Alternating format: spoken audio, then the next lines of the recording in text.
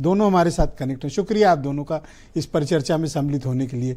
लेकिन आज बारी है सिन्हा जी की, इनको स्क्रीन पे लाया जाए। सिन्हा जी, स्वागत है आपका। सच में क्या चाहता है आरएसएस?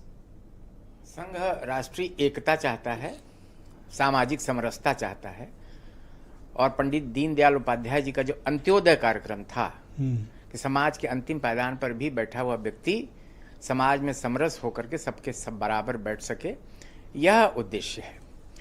आज मोहन भागवत जी ने जो कुछ भी कहा है वो कोई राजनीतिक भाषण नहीं है।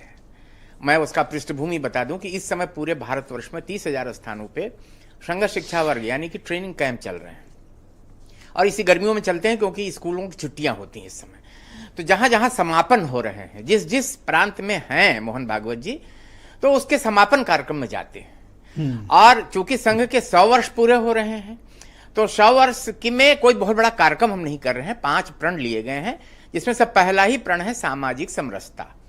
और सामाजिक समरसता के विषय को सबके घर पहुंचाना है, संसेवकों को घर घर जाके संपर्क करना है।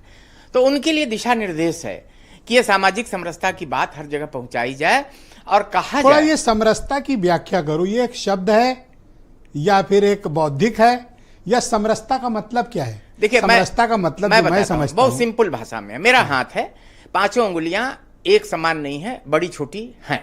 ये प्रकृति ने बनाया और इससे हम बहुत बढ़िया काम कर लेते हैं, परंतु इनमें एक हार्मोनी है, एक समरसता है। जो काम करना होता है, चाहे कंप्यूटर पे काम करना हो, चाहे जहां टेक्नोलॉजी में काम करना हो या खेती करना हो, तो ये बहुत सधे हुए हाथ से सब अपना योगदान देते हुए अपना कार्य पूरा करते हैं। चूंकि मैं इंटरप्ट नहीं करना चाहता और आपने एक एग्जाम्पल अपने हाथ का दिया है, तो इसमें से छोटी जात कौन है, बड़ी जात कौन है? इसमें कोई जाति नहीं है, यह सब आवश्यकता। आप ही कह रहे हैं कि एक छोटी जात आवश्यकता के बड़ा अनुसार। नहीं, मैंने जाति नहीं शब्द नहीं, मतलब एग्जाम्पल तो वही है। छोटी बड़ी हो सकती हैं। समानता शब्द ये वाली कौन सी जाति है? तो सारी उंगलियां अगर समान होती तो हम इतना बढ़िया काम न कर पाते। तो हर उंगली को उसका कार्य आवंटित है, और वह जब काम एक इशारे पर करता है तो आप देखें कि एक बहुत बड़े बड़े काम इस हाथों से होते हैं। तो छोटी बड़ी जाति जो हमारे समाज में है, इसकी आवश्यकता है। सामाजिक समरसता की आवश्यकता है। समानता के पीछे मत दौड़िए। समानता प्रकृति ने ही रजोगुण, तमोगुण और सतोगुण का व्यक्तित्व बनाया है।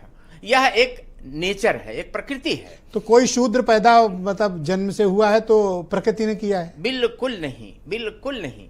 गुण है, जिसको गीता में भी कहा गया है कि चातुर्वर्ण्यम मयम सृष्टि गुण कर्म विभाग। अच्छा, आरएसएस क्या चाहता है? सभी जाति का बंधन टूट जाए और एक जाति रहे इस देश में? एक देश एक जाति, बस एक ही जाति है, हिंदू। नहीं, जाति भी टूटे? बिल्कुल। जाति देखिए, ये क्या scheduled caste, scheduled tribe, OBC, क्यों? सब सामाजिक व्यवस्थाएं हैं समाज को एक बराबर लाने के लिए।